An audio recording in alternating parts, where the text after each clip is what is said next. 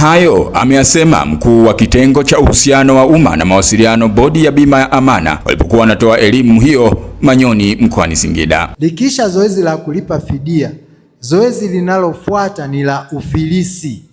Hiyo benki ambayo uliweka pesa, tunatafuta pesa zako huko kwenye zoezi la ufilisi. Wako watu waliokopa, kwa hiyo tunakusanya, tukizipata zile fedha ndio tunakurudishia wewe. Kuwepo kwa bodi ya bima ya Amana kuna faida kwako.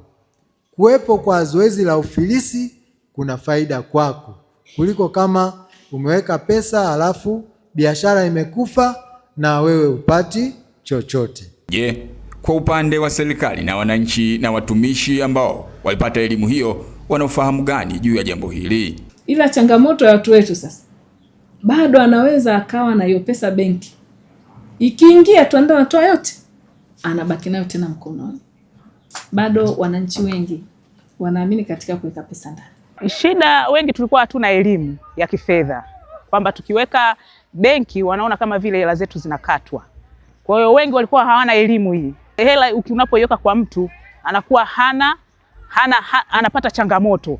Labda anaweza akaichomoa ile hela, asiiweke kwenye kibubu akaichomoa, alafu by the way tukaenda akakuta hela iko pungufu. Mara nyingi tulikuwa tuna mzozo sana. Labda mimi mwenyewe tu, sio kwa kusema labda mtu tofauti aje hivi. Unakuta ile inakuwa idumu sana, kwa sababu unaweza kuwa una kashida tena ukaenda kukavunja, ukatoa tena, hapo inakuwa hamna uwekezaji, hamna kuweka. Ina maana unaweka tu kwa muda, lakini mimi naona benki ndio kila kitu. Kwa najua kwamba tunaziweka tu benki, kwamba nikiweka benki pesa yangu inakuwa iko salama, bila kujua kwamba kuna nyakati ambayo benki pia inaweza ikafa. Na je, benki ikifa mimi pesa zangu nazipata wapi? Tulikuwa tunaomba elimu hizi zitolewe mara kwa mara. Zitolewe hata kwa watu huko mitaani, lakini pia zitolewe kwa wafanyakazi kama hivyo, wafanyabiashara. Kwa nashauri kwamba serikali iweze kupanga na kuweka ratiba mara kwa mara kutembelewa na hizi bodi, ili watu tuweze kujua, watumishi waweze kujua, tuweze kunufaika zaidi kwa hili swala.